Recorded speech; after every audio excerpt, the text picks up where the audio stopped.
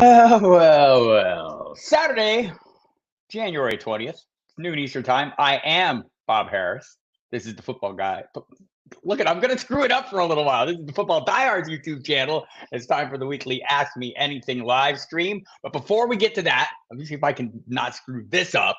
FootballGuys.com is the website where you can find my work. I appreciate you joining me here on the YouTube channel though, every Saturday at this time. Also Wednesdays at 7 p.m. for On the Hot Seat live streams. Hit that subscribe button and notification bell. They're down there. And then once you've done those things, please like me. Or not. You can dislike me. Go ahead. It's all right. Not everyone likes Bob Harris. I get that. Sorry for the confusion at the top. If you're just joining in or are not a regular, and I know most of you probably are regulars. I have changed sites. Emo Catholic again. In case you missed any of it, Emo Catholic dealing with a cancer diagnosis and this treatment. I can update Emo is fighting along nicely and doing a great job and staying upbeat and positive. So. More power to him. There's a GoFundMe. You'll find it in the highlights on my Twitter feed or X, if you'd like to call it. And so, if you feel compelled, jump in there on the GoFundMe. If you can't, or feel like you don't have those funds, that's okay. You can share that, and that's as helpful as donating, or just send an email saying, "Hey, how you doing, man?" email.catholic@gmail.com. Hi, John. Hi, Toronto Dave. Good to see you. Mr. Scampers, beautiful Saturday morning. Hi, Dave. Rainy day. It's. I almost said a word I usually don't say on this, but I say a lot in real life. It's cold in Dallas. We've got another Arctic blast here. You can't hear it in the background, but every faucet is dripping. My fiance made it through the last meltdown here in Dallas, or freeze up in Dallas. Pipes burst. It was crazy. So we're not at that level yet. Things are better prepared, but I'd take some more rain. Hey, Steve, thank you. I am everywhere, it turns out. Also on Sirius XM Fantasy Sports Radio. You'll hear me there today with Mike Dempsey at 3 p.m., 3 to 5 p.m. Eastern time. Get used to that time over the course of the off season.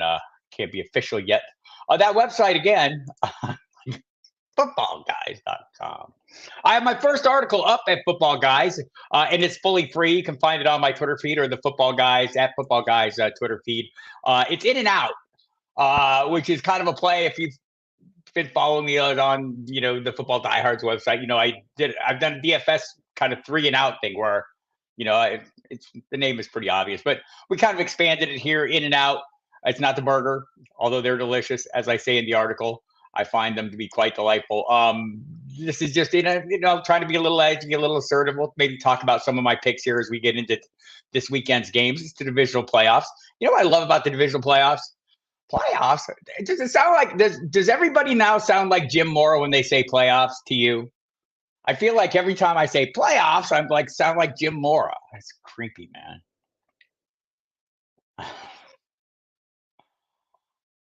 Hi, Andrea. How's the weather there? I'm sitting here bitching about the cold, and Andrea's like up to her eyebrows in snow in Buffalo. Hey, Remy. Hey, Steve. I'm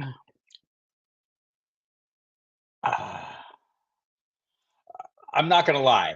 Mike was incredibly. Mike Fiala, in case you missed it, the Diehards last night, great guest. Dave Kluge, my new colleague at Football Guys, was on, did a fantastic job. But Mike Fiala, Daddy's Home on Twitter, at Daddy's Home, is always amazing on the show. One of our favorite guests. We have many of them, but he ranks right up there. Balmy 20 in the Hudson Valley. Hey, that's great news there, Remy. Thanks for all your help. You won. And look, we're going to talk about this more. What's up, everybody? How's everyone doing? There's a lot of people out there. Wendy, my good friend. How are you? I saw you in that on the panel with the whole Zoom thing. I like that. Hey, Kevin, how you doing? I don't want to be, like we all say stupid stuff. If you're out in front of an audience for any amount of time, saying things, you're going to say something really stupid at some point. I do it about 10 times every one of these live streams. Probably she should have been better prepared than to asked that question, and Todd Bowles' reaction was fantastic. Was fantastic. I mean, he could have, he could have come back a little harder. He did not. He could. I mean, not like Mike Tomlin, mad mugging and walking off the stage. Come on, but that was a good moment. And yes, he has. Andrea's still trying to dig out of the snow. Wendy's got 2 feet in Indiana. I've got no snow. I don't know if anyone's coming. 57 in Los Angeles. So Dame, Scampers, Remy, all soaking up the rain and the warmth of the day. All right, let's talk a little football here. So divisional playoff weekend. If you listened to the radio show last night, you might think that I don't know when the games are being played. Speaking of saying stupid things, I have my games all skewed. So I will look carefully. We have 2 games today, all of which I'm very what do you guys think about divisional playoffs? Put it in the comments. I'd like to see your thoughts. But my thoughts are, I finally get to watch football like football's meant to be watched. During the season, I consume quickly, right? Like, we're all addicted to Red Zone Channel, probably. I think it's a fair assessment. I don't know how many of you watch one game at a time. If you're a fan of a team, I suppose that happens, right? I'm not a fan of teams. You can check me out with Michael Fabiano on the Believe Network podcast and television show as we discuss his love of the Cowboys and how frustrated he is. I don't care. I'm a fantasy guy. I mainline the Red Zone Channel. Give me all of that. And then while I'm writing on Monday and Tuesday, I use the NFL Premium Passing, which, by the way, I found out also I can watch the Peacock stream games on my Super Pass NFL thing, which is fantastic. And so, by the way, John would like this, and that's what we're going to do that, John, for sure. And we'll go through all that. So, and if you have questions, we'll get to those as well. But yeah, so the games, I'll watch like the replays. They have the condensed versions, or you can watch the all 22. Sometimes I'll use that. Mostly I watch the condensed replays while I'm writing on Monday and Tuesday, so I can be sure to see all the games. But even when you do that, you don't get the full, like in the moment, like catch the ebbs and flows and the nuance of football, which is, which I love, is something that drew me to the sport, when I first started playing and watching as a kid. And you lose a little sight of that when you're consuming as quickly as you can for fantasy purposes. Like, I'm sitting here on a Sunday with like 3 computer screens and all my lineups and Red Zone and maybe another game on another channel. But on divisional, in particular, divisional playoff weekend, I feel like I sit back and I really get in tune with the ebbs and flows of games, the way coaches set up their opponents, the way coordinators are plotting things out in advance to set up plays down the road. Really love that part of it. So looking forward to all that for sure. And so let's get into the games. We'll start out with Houston. So it's Houston and Baltimore this afternoon, 4:30 Eastern time. Green Bay's at San Francisco tonight, 7:50 or 8:15 Eastern time. I'm time zone translating, pardon me. Tomorrow's games, Tampa Bay at Detroit. That should be a barn burner. The overs and unders are sweet for the San Francisco, Green Bay, and Buccaneers, Lions, and then Kansas City at Buffalo, up in Andrea's neighborhood. Tomorrow with the second lowest over under on the slate. We'll start out with the Houston Texans of Baltimore, where it is the lowest over under. It's 43.5. That may have changed. If it's changed on me, go ahead and throw that in the chat. I'd appreciate that. Let's see. Let me make sure I'm not missing anything. There we go. There's a lot of moving pieces to this, people. I'm lucky I can just keep up. So we'll get into the games. So the Baltimore Texans game. Texans were amazing last week. Far exceeded my expectations. There's a couple thoughts on this. Cleveland has a very good defense. Cleveland's defense does not travel, it turns out. Like, the normal belief is defenses travel. Cleveland's did not travel, and it has not. That's not like wasn't a new development for just this game. That said, CJ Stroud was phenomenal and did a great work. And would it surprise me if he came on strong in Baltimore? Maybe a little. Like, not completely. Nothing CJ Stroud does is going to surprise me. Baltimore's defense, top in the NFL over the course of the full season. I want to say about 16.5 or fewer points per game they've allowed, top in the NFL.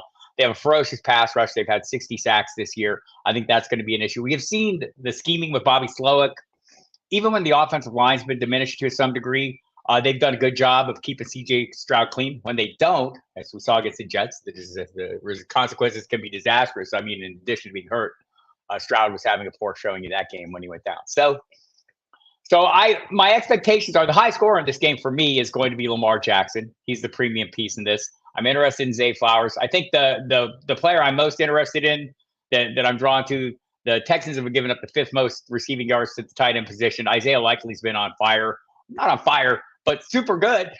Super good. Very high ceiling for him. I think a 20-point ceiling, has been, or he's come close to 20 points a couple times. The floor is solid. He's a legit play in this one. He moves way up the tight end ranks for me. I don't think he's like number 1. I'm not going to go that far. I'll go to the Football Guys rankings right now. Tight ends rankings right now. Isaiah Likely is number 4. I have the wrong league. Excuse me. Let me just get this correct.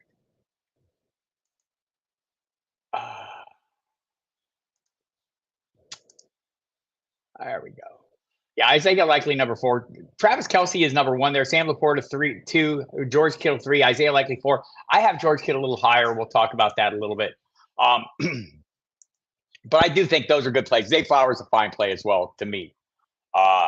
If I'm looking for pieces beyond that, I feel like you're taking your chances. On the other side of the ball, I'm not eager to play C.J. Stroud, as I said. I could play Devin Singletary. I know he's low in the Football Guys rankings. I talked to Denny Carter from NBC Sports, or Roto World, I guess that is now, Thursday night.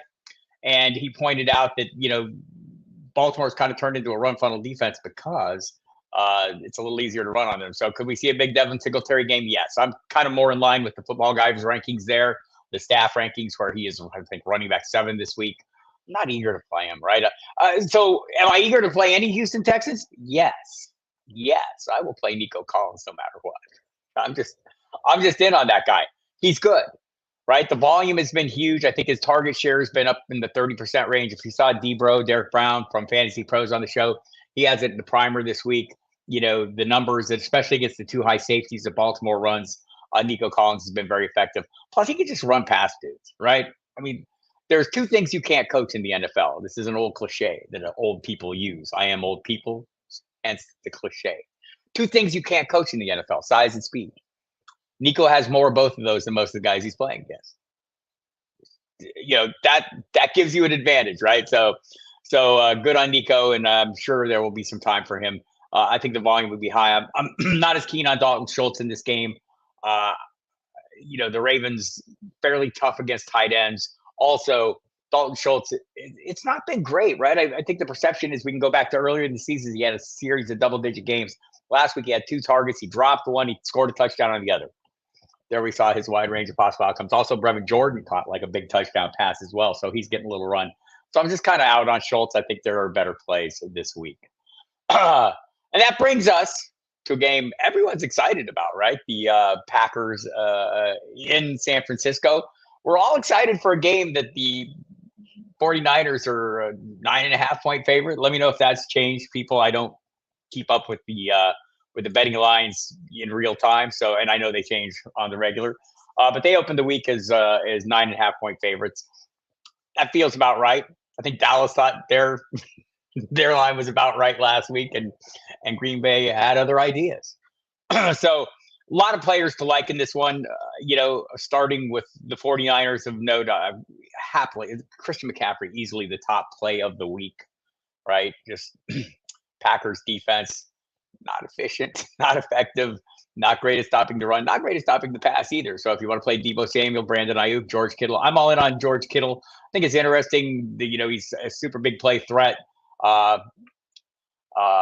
See some questions coming out for stuff next year. I'll get to the questions after I run through the games, people. So keep the questions coming. Any comments you have on the games, put them in there too. I'll keep an eye on those while I'm rolling through my nonsense here. So I like George Kittle a lot this week. He's in my in and out column. Some things that I thought that caught my eye about George Kittle that I think is very interesting. Ranked 10th in receptions, 65 among all tight ends. He also ranked 10th in targets at the position, I think is 89, I want to say. Still, despite being 10th in receptions, he led the tight end position with 1,020 receiving yards and his 9 touchdowns, second only to Sam Laporta. Among tight ends with at least 20 targets, Kittle was first in yards per reception, yards per route runs. His 18 receptions of 20 yards were 5 more than the nearest challenger of the position. Also, the yards after the catch, he's phenomenal too. There were 3 players this year that were really big on yards after the catch at the tight end position. David Njoku led the way. I think I want to say he was damn near the top 10 in the NFL among all receivers, wide receivers and tight ends. Evan Ingram and then Kittle, and I think all of them were in the top 20 among all receivers. So the Packers, on the other, conversely, have given up the 7th most fantasy points per game, 9th most receiving yards per game, and the 5th most receiving touchdowns to games per game to tight ends since week 10. So I like that. I like that play. If you're deciding between Ayuk and Debo, Derek Brown will point out that Debo is a little better against the coverages he's going to face. I think you can pick either one. It's pick your poison. On the other side, where's my roulette wheel? Where's my dart board? You take your pick. Romeo Doubs has fared well against the cover 3 and 4 that he's going to see. It seems like he's not a reliable piece. Jaden Reed has also fared well against these coverages. He did nothing last week. My expectation there's a rebound this week. I like Dontavian Wicks every week, especially in DFS. He's dirt cheap. Christian Watson, since I have not mentioned him, is like now a lock to crush. No, I mean, I think all of these are viable plays. Jordan Love is a viable play. If you want more pieces of this, or you want to pivot away from these games, but you want some of all of this, both quarterbacks are fine. I see a question in there about Brock Purdy. I think Brock Purdy's going to have a killer game. I love all these offenses where there are multiple weapons that are hard to decide between. Sometimes the best choice is the quarterback because they have a hand in all of it, right? So Jordan Love falls into that category as well. It's tougher defense, but not impenetrable. I think Aaron Jones is an overlooked commodity. I think down the stretch here, the Niners have given up about 5 yards a carry. We saw against Dallas that Aaron Jones has some fresh legs. Pays off to miss some time sometimes. Not for our purposes, right? It was irritating during the season, but down the stretch, Aaron Jones has been phenomenal. We'll see if A.J. Dillon returns to action or is active this week. He's got the neck and the thumb injuries. He is questionable this week, so it's possible. I think Purdy and Debo are both viable plays. It'd be hard for me to if I could not make a case not to play either of those, right? I could maybe make some cases to play other players, and maybe we'll get into that in the Sunday games. I see a question about Baker Mayfield. We'll get into that. But I think this game with the highest total, right, over 50 points, there's a lot you can do here. And so if you want to play any of these players, I wouldn't talk you out of it. Christian McCaffrey, by far, to me, the safest play of the week, as he is most every week, as he will be going into next year. I think we're going to all see him pretty much as a consensus number 1. I see some questions about next year. We'll talk about that. I know the Fantasy Pros has their consensus rankings up. We may take a look at those here in a minute and check and see what they think there. The Tampa Bay Buccaneers at the Detroit Lions. I'm told the temperatures will be quite fine inside Ford Field. And I like, again, second highest total of the week. I like all the pieces. Will Baker go over? There's a question out here on Baker Mayfield. Where is it? Let me find it. I should use this. I have it. There it is. Steve wants to know. I think it's entirely possible. So week 6, these two teams played, right? And Baker did not have his best game. Jared Goff did, by the way, in Tampa. So that's interesting, right? I want to say 353 yards, multiple touchdowns. It was a good game for him. Baker Mayfield, I mean, I think down the stretch here, it seems like pretty reasonable to believe he will hit that. The Detroit secondary is generous. I think Mike Evans is one of my favorite plays of the week. I realize there are multiple plays here, and Chris Godwin has come on strong. I think for me, the thing that hits me about Evans in this game, and I think, number one, where did we draft Mike Evans? Was he like a 5th or 6th round guy this year? 13 touchdowns, tied with Tyreek Hill for the most in the NFL this year. He was wide receiver 7 on the season, 11th in fantasy points per game. More importantly, he ranked 1st in deep targets, 14th in red zone targets, 3rd in end zone targets, and 1st in touchdowns scored on those end zone targets with 9. The Lions are going to have their hands full. I'm fine with Chris Godwin as well. I think playing the outliers here is last week would tell you is a perfectly reasonable thing. David Moore, Trey Palmer, Kate Otten, get with it.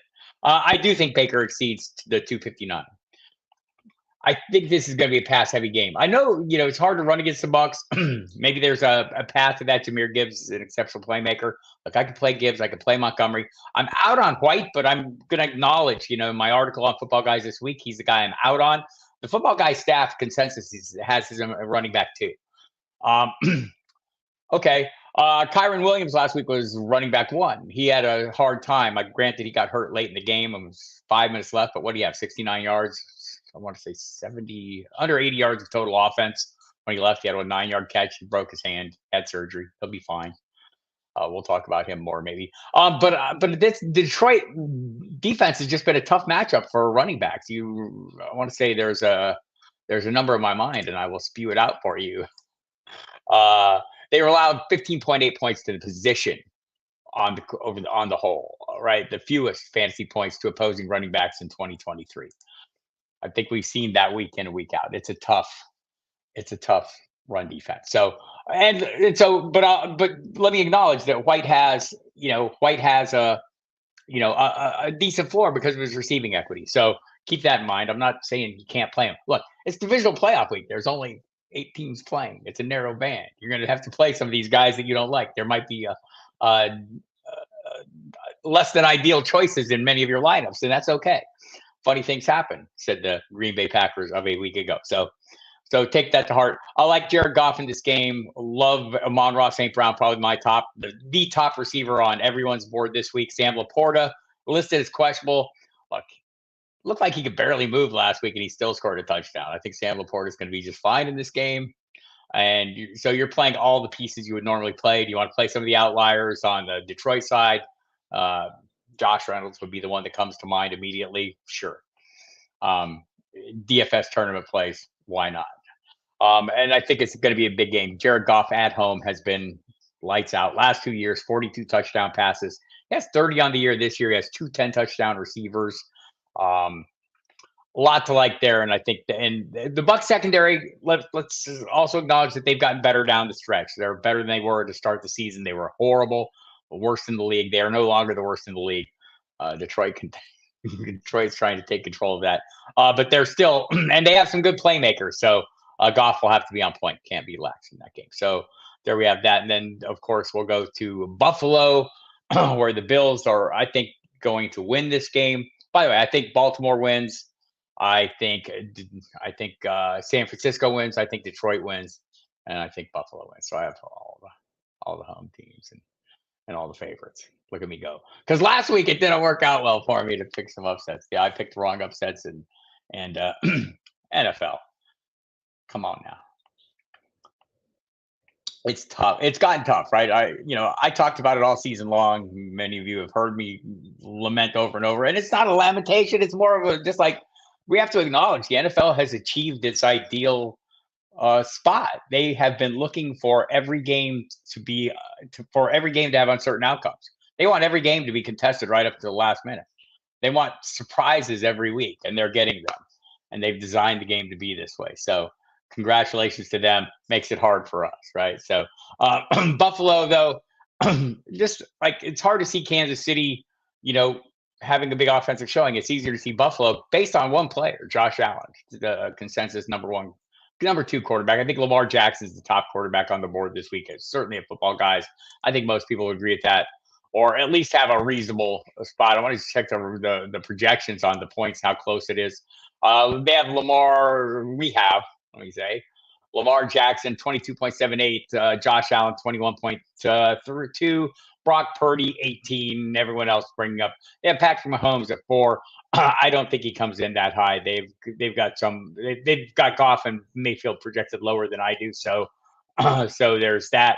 I'm not keen on Patrick Mahomes this week.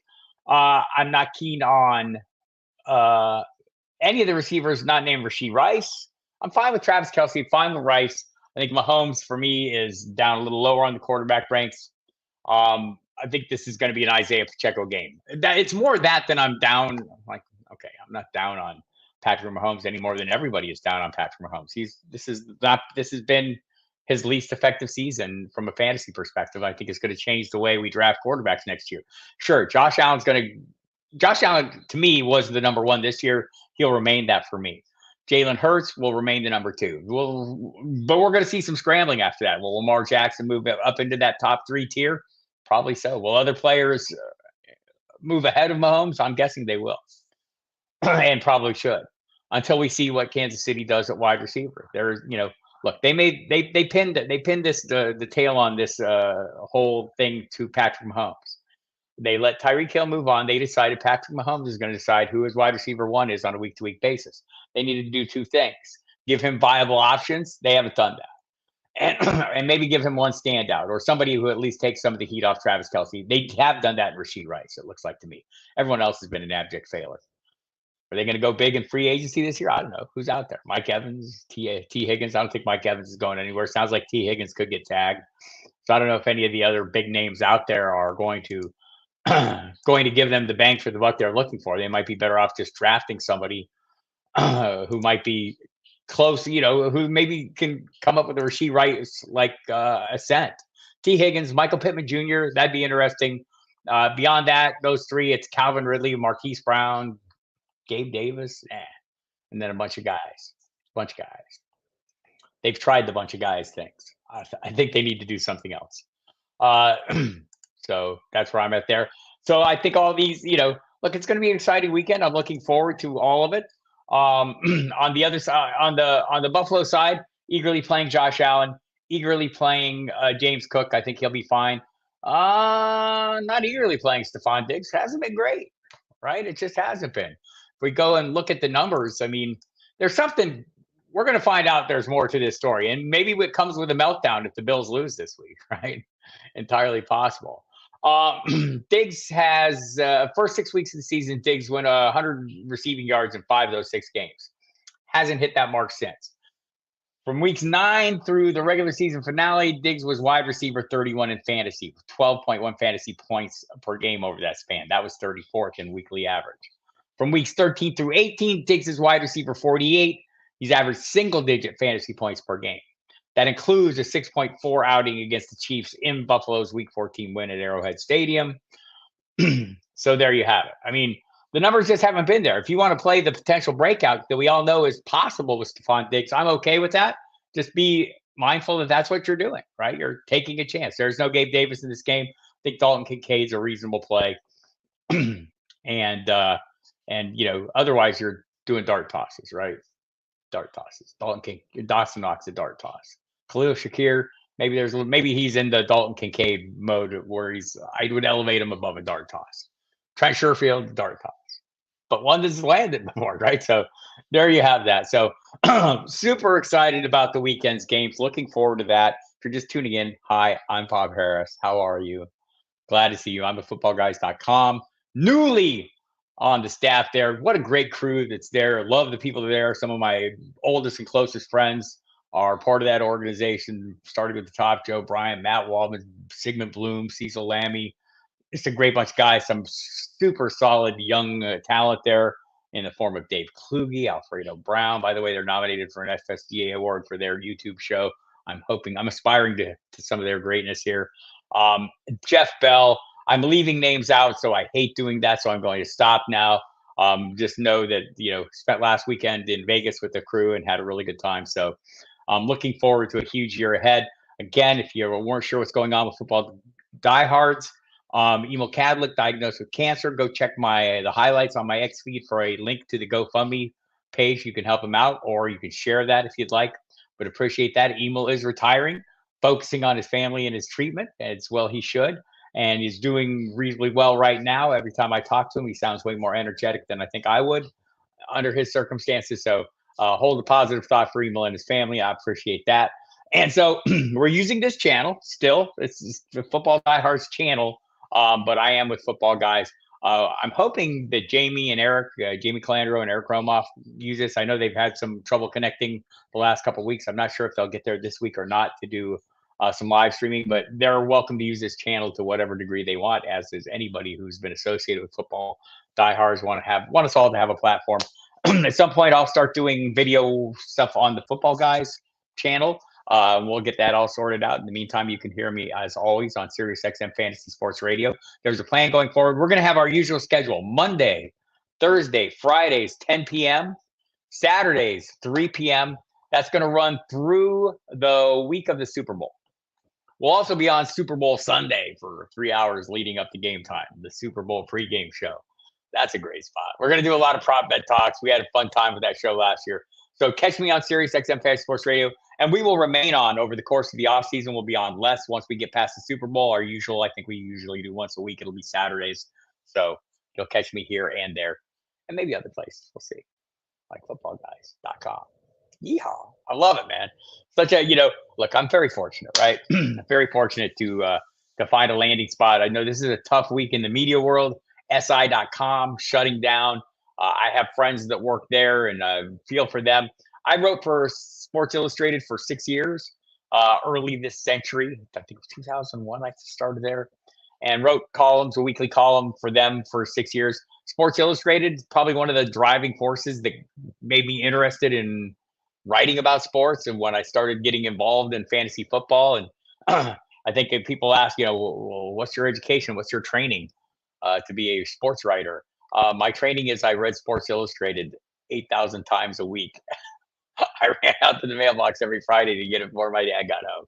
I would read the hell out of it. I love the authors that they had so many great writers in there. Dr. Z, Peter King, Frank DeFord, George Plimpton, the great Sid Finch article still stands out in my mind as one of the greatest pieces of all times. An April Fool's prank in their magazine was phenomenal. But so many good memories over the years. Sports Illustrated, just being that definitive piece that you read every single week. And I know when I went into the Fantasy Sports Writing Hall of Fame, humble brag,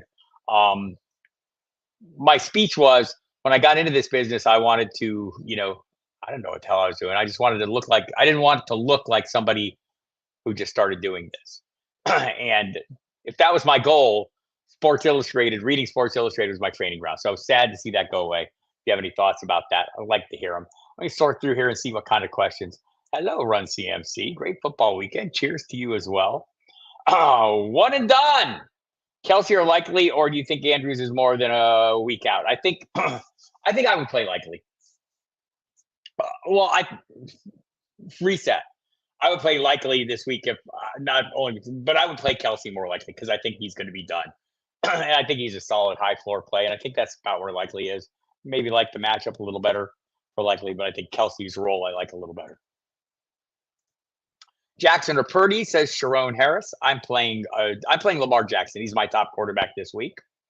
Let's get him. We are getting it. Thanks for coming, man. I appreciate that, Sharon. Let's see if I think I missed some questions. I'll be scroll back up. Do you prefer Pacheco or Cook today? Lamar or Josh Allen scores the most points this weekend? Snow in Buffalo. Andrea in the chat. Will there be snow this weekend? I think we all know the answer. I think there is more snow, or there has been the last couple of days, but it won't be on Sunday. Let me know about that in the chat. By the way, Kadarius Toney just ruled out for that game, according to my Dick Tracy watch.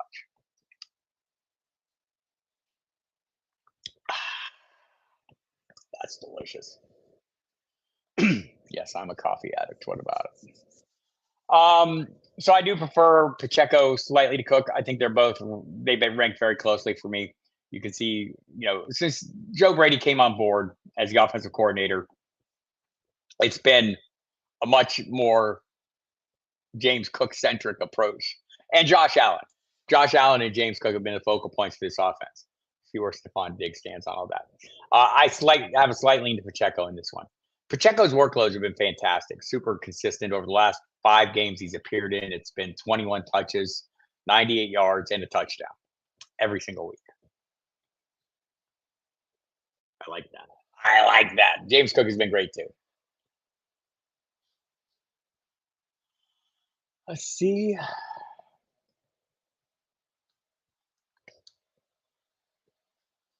I love the comments.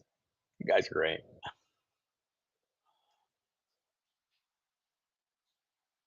We have some people want to know, people. By people, Robert Taylor, your people, would like to know some sleepers for next year. We'll touch on that in a minute here. We'll get into that. I want to make sure I have any, yes, so many memories. Late 80s or 90s before the interwebs took over. So I started writing for them when they were on the interwebs. And I want to say like a year or two in is when they got hooked together with CNN. And so things changed a little bit. I started working there with James Quinton, who now works for ESPN, was my producer, my editor there. He's phenomenal, also in the Fantasy Sports Writing Hall of Fame, by the way. Also a Jeopardy champion, James Quinton, now with ESPN. Great dude. Worked with him, and then Jake Clemens took over that role down the stretch. But man, what a rush it was for me, Bob Harris, writing for Sports Illustrated. It was like a highlight for sure. No snow, says Andrea, for the game. I think the snow is all, that's what I saw. Just cold. Just cold. Damn cold. People in Buffalo are nuts. Man. Andrea, notwithstanding, they're clearly not nuts. But man, that tailgating, all that stuff that goes on there, that's nuts. All right, so let's start looking ahead. Robert Taylor wanted to talk about sleepers. 3 sleepers for next year, please, and thank you. I haven't figured out my sleepers yet, so let's do this. Let's go out and take a quick look at the Fantasy Pros. What am I getting old? The Fantasy Pros consensus rankings looking ahead to next year. Because I mean, like, I have a list of players who I think were more disappointments this year, who I think will be values next year. I don't know if I'm on sleepers yet, so I think I'll do I'll do a live stream coming up here as we get through the games and stuff, and when we have the time, and it looks like that'll be soon, right? Where we start focusing on some of those things in my list of players who disappointed. I think we all know them, right? I mean, Patrick Mahomes is going to be one of them, right? That list is going to be headed by Patrick Mahomes. How cheap can I get Patrick Mahomes? Rule number 1: people get off players that disappointed them. We remember the last thing we see, especially if Patrick Mahomes has a lousy game this week, just like we drafted Gabe Davis on a huge game against Kansas City 2 years ago. We will dial back on players that finish the season with lousy games. We just will. It's human nature. We put it off. So it's snowing here now. Everything looks good for the Bills, but don't you think Mahomes is going to do Mahomes things and go forward? I mean, it's possible. He did some Mahomes things were they Mahomes things or were they Rashee Rice things against Miami? Like, Mahomes has not been doing a lot of Mahomesy things this year. I think do I think that's evaporated? No. I think the circumstances have been good this year. So yes, just like in the case of Stephon Diggs, run CMC. Could Stephon Diggs go off and have a 15 target, 150-yard game? And yes, those games are in them. It hasn't been the norm. So when we're doing here in playing fantasy, for me, you're playing a game of probabilities, right? So have we reached it? So, and part of that equation, that calculus, that trigonometry we do in our head, is like, at what point is the momentum hit where I think it's got to shift? All right. Like, I feel like we're close to that with Stephon Diggs, and we've seen the last couple of weeks his numbers have improved. So I don't know if we're going to see a seismic shift there. Could we see a seismic shift with Patrick Mahomes? Could we have sudden as a 5-touchdown game in his arsenal? Yes. Just not my expectation, right? So, I mean, I can see playing that hope in a DFS tournament lineup for sure. He's kind of a contrarian play. I don't have the ownership percentages right in front of me at the moment, but give me 2 seconds and I will. And I'll tell you what I think about that. Because I do think, I wonder if the field is not out of him. Let's take a look at the ownership percentages. We'll go with DraftKings. Patrick Mahomes, 11% rostered. It's Brock Purdy, 18, Jared Goff, 15, Lamar Jackson, 15, Josh Allen, 14, Patrick Mahomes, 11, Mayfield, 11, Jordan Love, 7, CJ Stroud, 3.5%. That tells you where the world is on Patrick Mahomes. And that's the reason why, right? So in this case, like, if I'm sitting here and I say, wow, I want to play a contrarian play with huge upside, absolutely, Patrick Mahomes is on that list of guys. He meets those criteria. So I just don't think that's the most likely outcome to me, because it hasn't been for a while this season. If we look at the numbers for the season on Patrick Mahomes, let me bring that up.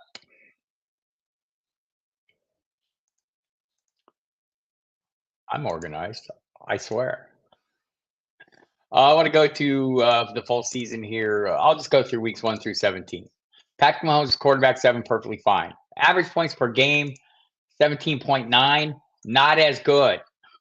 His average points per game put him at quarterback 13. this has not been a banner year. Is he still a great quarterback? Does he still do the off-platform things? Does he still have all those capabilities? Yes. Patrick Mahomes does. Does he have the supporting cast to leverage them and maximize those things? It seems not. So there you have it. So that's kind of where I'm at. There are some injuries for the Bills that they've been dealing with. Their defense has played a little better the last couple of weeks. So I'm kind of, that's where I'm at on Patrick Mahomes. I still think he's Pat Mahomes. I think Travis Kelce has been kind of the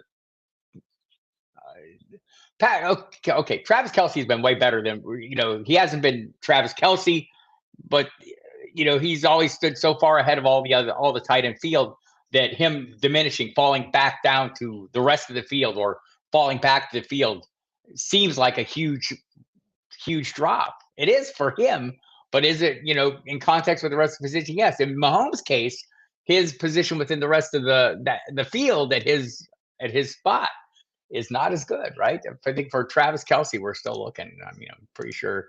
I know there were portions of the season where Evan Ingram was dominant and let's see, I'm going to go weeks 1 through 18. Travis Kelce was tight end 3.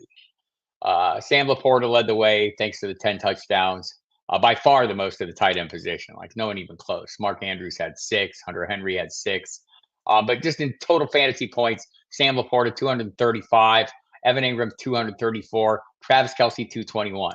Points per game, Travis Kelce led the way, 14.8.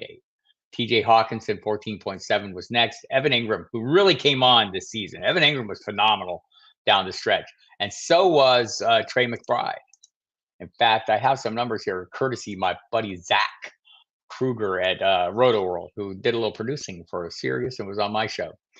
Here he has the numbers on Trey McBride. After taking over as the Cardinals' #1 tight end in Week 8, this is per Zach Kruger, Trey McBride led all tight ends in targets per route run. His 26.2 target share was also at the high in the league. His 149 points over that span from Week 8 on were second only to Evan Ingram and David Njoku, who benefited from his time together with Joe Flacco. It was going nuts. Sharon Harris likely is on fire. Likely's damn good, right? Likely's been great too. I think Zach has numbers on him. I just want to say no. His numbers on Dave Flowers. Going back to Njoku, in 11 career games with Deshaun Watson, David Njoku averaged 9 fantasy points per game. In 5 career games with Flacco, he's averaged 18.6 fantasy points. Welcome back, Deshaun Watson. Womp womp. So we'll see how that goes for David Njoku. I think we may be overpaying for David Njoku next year because that's not going to be. Andrea likes Laporta and McBride. I think they might be 1 and 2. I mean, TJ Hawkinson would be in this conversation if it weren't for the injury that he suffered. So he's going to be out, maybe be a huge value. We'll have to get a better idea of his timeline. I think Evan Ingram is going to be the overlooked piece, right? So it'll be interesting. Evan Ingram was phenomenal. I drafted him a lot this year, and he served me super well. So I was pretty pleased with him. Yes, Kevin, yes, I will. I'm going to do these, continue to do these, and at some point we're going to morph all this together and figure out how to do that. But for now, for the foreseeable future, I will be here on Saturdays and Wednesdays, as long as there's some interest in that. And people want to talk football, and there's plenty to talk about every week, and we'll get into all of that. So yes, answer yes. Also, though, there will be things on Football Guys on their YouTube channel that I'll be doing to add to that, and so that'll look for that, and I'll talk about that here. This is essentially my channel right now, so I'm just going to go ahead. Oh, thank you. That's very kind of you to say, Kevin. I appreciate that. Look, this is not a me thing. This is an us thing. That's what I love about it, man. I get, I don't deliver great content without getting great questions. And this group in particular is like, come be a bunch that I'm really comfortable with. I do this a lot, right? I talk on the radio for 15 hours a week. I'm talking on YouTube a lot. I write a lot of words. This is all very comfortable, but it's really easy to sit around with a group of people that you're super comfortable with and that are comfortable with each other and kind of get to know each other. It's a nice little community. I'm not pretending it's a huge group of people. It's a small group of people, but I love them, or you, in this case, and look forward to keep doing this. So yes, and building on it. I want more. I'm greedy. I want more. So going back to the consensus rankings for next year, let's just run through the top of the ranks because I think it is interesting to see where people are at this time. The flag planting has begun. We'll start with the quarterback position. The top of the rankings are. I'll go through the top 10. Josh Allen, Jalen Hurts, Lamar Jackson. Totally agree with that. Patrick Mahomes at 4.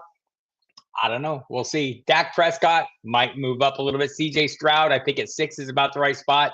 Justin Fields at 7, I feel is a little aggressive. We'll find out where his landing spot is. Some of that's going to depend. Anthony Richardson at 8, I'm all about that. Joe Burrow at 9, Brock Purdy at 10, Justin Herbert at 11. Justin Herbert at 11. We'll see who his new coach is. I think he might be one of the values we're looking for, people. Jordan Love might be one of those values. He's quarterback 13. Jared Goff, quarterback 16. Kirk Cousins, quarterback 18. If he's back in Minnesota, I know there's some talk now that he's open to playing for Bill Belichick. We'll see about that. Though I think the shift we're going to see back somewhere, JJ Zachariason is rubbing his hands together. Late round QB is going to be a thing. Oh man, Gladys Louise Tyler is fantastic. Great guest. Great guys on the radio show. We need to get you back, Gladys, for sure. Thanks for stopping by. Cat Talk is fantastic. The cats are here. They're inside because it's very cold out. Wally went to the door this morning. I opened it, and the 18-degree chill hit him in the face. He said, later. Ming the Merciless up on the balcony, up on the landing of the stairs, staring at me right now. So, yes, you can ask about the cats anytime. I have a dynasty question real quick. I've held Zamir White forever. Does he take the reins and run with it? We'll see. With Antonio Pierce now back as a coach, does that, change Josh Jacobs? I don't think Josh Jacobs is going to get big offers anywhere. It's possible he sticks around. I would like to see him go somewhere else because Zamir White needs an opening. I think what we can feel comfortable with is that, they're going to have a new offensive staff in there, but it seems like Antonio Pierce likes to lean heavily on the run and rely on his defense. I like that for the running backs in that offense. Maybe that changes if they get a different quarterback. We'll see, but I do think yes, if the pathway opens, he does. And I'm sure he's earned a role going forward. It might be the worst case scenario might be Josh Jacobs stays and they're both, play half roles. Ugh. Hate that. So we'll be watching for that and seeing where seeing where Josh Jacobs goes. And I see some landing spots out there for him. Would Houston be a good landing spot for him? Devin Singletary's a free agent. Josh Jacobs might fare well there. Could he go to Dallas? I don't know. The running back market's going to be weird because no one's going to get paid. Does anyone really want to move if they're not getting paid? Maybe they want to stay where they are. The top of that running back market, Saquon Barkley heads the way. Josh Jacobs, as we mentioned, Austin Eckler on the list. Derrick Henry available. DeAndre Swift. Did he do enough to earn a big money contract? Maybe he sticks around. Tony Pollard. Think he'll move on, but maybe they just add another piece there. Maybe that other piece is Ezekiel Elliott. He'll be a free agent. He'll be going back. Antonio Gibson, free agent. Singletary, as I mentioned. Zach Moss might be someone's willing to take a chance on. A.J. Dillon, Clyde Edwards-Helaire, Gus Edwards, Damien Harris. We're getting into the just a guys category. Dante Foreman is shaking his fist at me for that characterization. So there we have it. So yes, this is Kevin. This is going to depend on Josh Jacobs 100%. Let's look at the running backs real quick here, and I'll go through all the positions real quick, and then we'll see if there's any questions about that. But I do think there's value at quarterback is going to be off the charts down. Like Deshaun Watson is going to be a freebie. I don't know if I want to take that chance. Aaron Rodgers, quarterback 20. Geno Smith, I'm okay with that. Baker Mayfield though at 22. I mean, if all the pieces stay in place in Tampa, that's going to be a value play, people. I'm telling you. Running backs, the early consensus, top 10. I'll go to 12 here. Christian McCaffrey 1, Breece Hall 2, Bijan Robinson 3, Kyron Williams 4, Jahmyr Gibbs 5, Jonathan Taylor 6, Travis Etienne Jr. 7, Rashad White 8, Saquon Barkley 9, Devon Achane 10, Isaiah Pacheco 11, Kenneth Walker 2 at 12. Where's Raheem Mostert, you say? Where is Derrick Henry, you say? They are outliers. Raheem Mostert, running back 28. If he's still in Miami, I'm all in on that price. Derrick Henry, Running back 21. Hello. Alvin Kamara, running back 14. James Cook, running back 13. Those guys are values. Jacobs at 15. James Conner at 17. David Montgomery at 18. Joe Mixon at 19. He's going to be in Cincinnati, it seems. Reworked his deal. We'll see what Nick Chubb does. He's at 23 right now. Much of that's going to depend on the timetable for his return. Let's take a look at wide receivers real quick. The top of the ranks, Tyreek Hill, right where he should be, is wide receiver 1. CeeDee Lamb at 2. Justin Jefferson at 3. I think that could change if Kirk Cousins isn't back. But let's assume Cousins is there. He's in that argument for any of the top 3 positions. Jamar Chase at 4. Amon-Ra St. Brown, I will move up ahead of Jamar Chase at 5. A.J. Brown at 6. That seems a little aggressive to me. Garrett Wilson at wide receiver 7. Interesting. Puka Nacua at 8. DJ Moore at 9. Maybe that depends on where Justin Fields is. Brandon Ayuk at 10. I like that. Debo at 11. Devontae Adams at 12. Outliers, Chris Olave, Nico Collins, Michael Pittman, Stephon Diggs at quarterback 6 or wide receiver 16. Mike Evans at 17. Keenan Allen at 18. Have we learned no lessons, people? We learned no lessons. Keenan Allen, top 5 receiver when he's playing. That'll be interesting to see where that plays out. I get it. He's getting older. Apparently, he's not old enough to fall off the cliff yet. Quickly on tight ends, let's run through those. Sam Laporta, Travis Kelce, Mark Andrews, Trey McBride are your top 4. I see no surprises there. David Njoku, 5. That might be a little aggressive given the quarterback situation I outlined before. George Kittle at 6. Evan Ingram at 7. Dalton Kincaid at 8. Dallas Goedert at 9. TJ Hawkinson at 10. I think the uncertainty about the injury, the timetable for his return is interesting. Jake Ferguson might be a value at 11. Kyle Pitts, a value at 12. We'll see what the coaching staff looks like there. Cole Kmet at 13. So there you have it. Some interesting starting points for here and a lot to discuss as we head into the season. If Henry is gone. So I think that's it. Like, I've seen some people rank him really aggressively, like have him right outside the top 12. What is the consensus on him? I did not see his name. I've seen him ranked really high. In the consensus rankings to open the year, he is running back 24. So the tail end of the running back 2s. I have seen people who rank him at the tail end of the running back 1s if Derrick Henry's gone. I think Henry will be gone. He said goodbye. I mean, it's possible he sticks around, but not 100% sure. So I do think, my belief is Derrick Henry will be gone. I see he would look great in a Ravens uniform. Would it be surprising if he was in a Cowboys uniform? Maybe a little bit, but not totally. I think the money is gonna determine all these guys, and I just think they're gonna have to come to grips with the market. Maybe they have. Seems like Austin Eckler has. So hopefully that's the case. And we get a little movement. I wonder how many of these guys aren't just going to stick around saying, okay, the money's not there. Let me work out a deal. Maybe teams that have players will be more open to doing some heavily incentive-based deals. I think that's what kept Austin Eckler involved this year. We saw the outcome there. Maybe that's, maybe that explains what teams see at the running back position, right? It's a bit of a crapshoot for them. When you see Josh Jacobs, who you're paying the franchise tag money, $10 million a year, and then you have Zamir White jump up and be every bit as capable, if not more productive.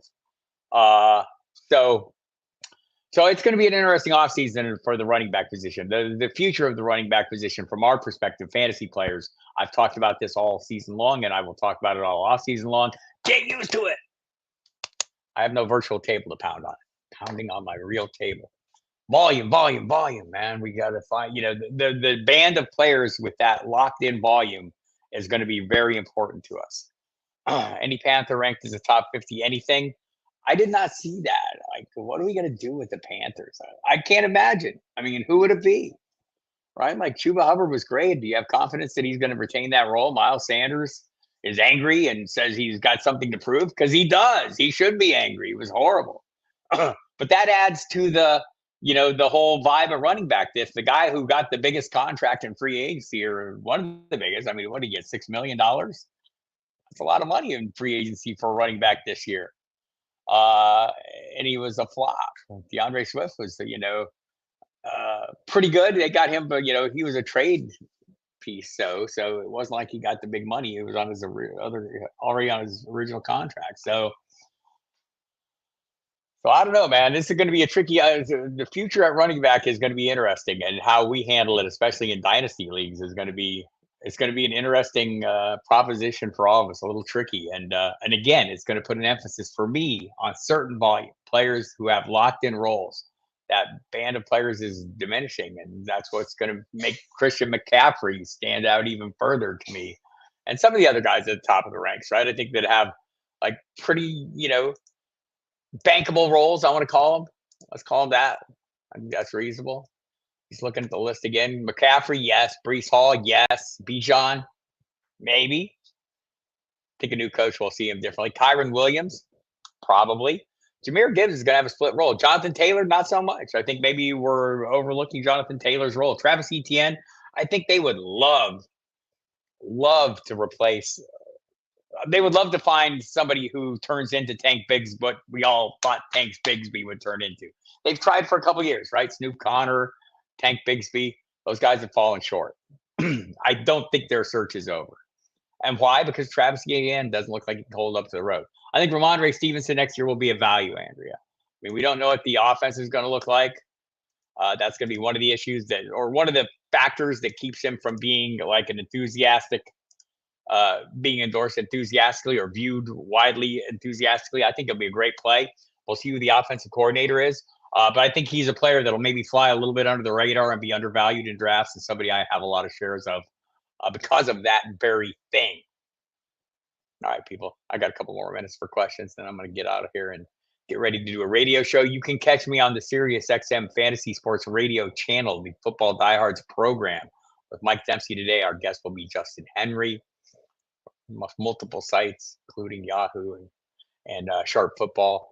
And we'll also have Jamie Calandro on to talk a little DFS. So 3 to 5 p.m. today, we'll take you right up and into the first game, and we'll see how that CJ Stroud character does. He's at the bottom of the ranks of football guys at quarterback, at the bottom of the projections. I think this is a tough defense. Can he overcome this? Can he once again demonstrate, make David Tepper crush something in his hand while he watches today's game?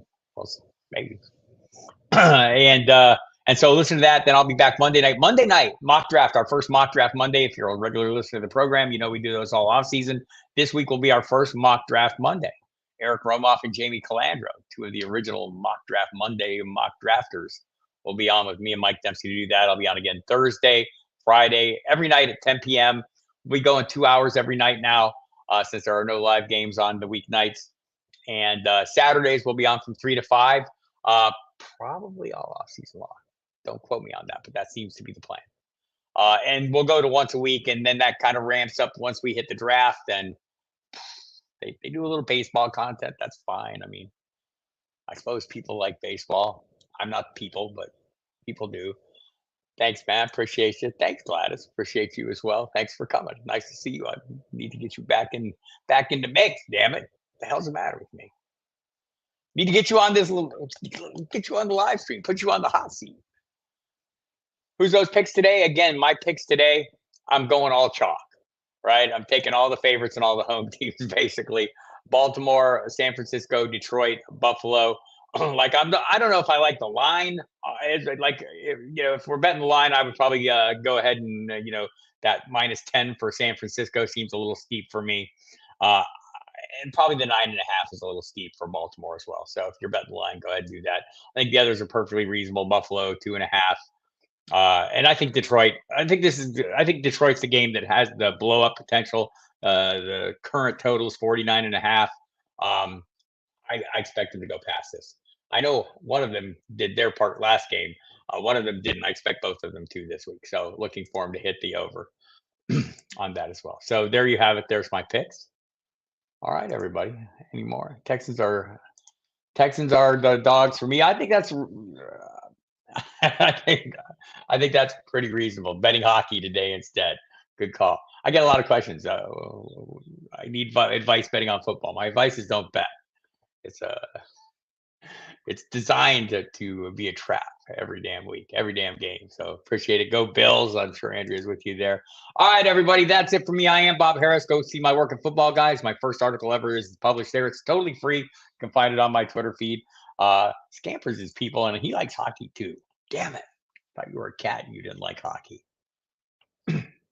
All right. Hockey's pretty cool. I went and saw a hockey game here in Dallas, and it was fantastic. Live hockey is the bomb. I should go again. I'm saying that for the benefits of the people in my house who take me to hockey. Thank you, baby. All right. There we go. Bob Harris, I'll see you here Wednesday night, 7 p.m. Eastern time.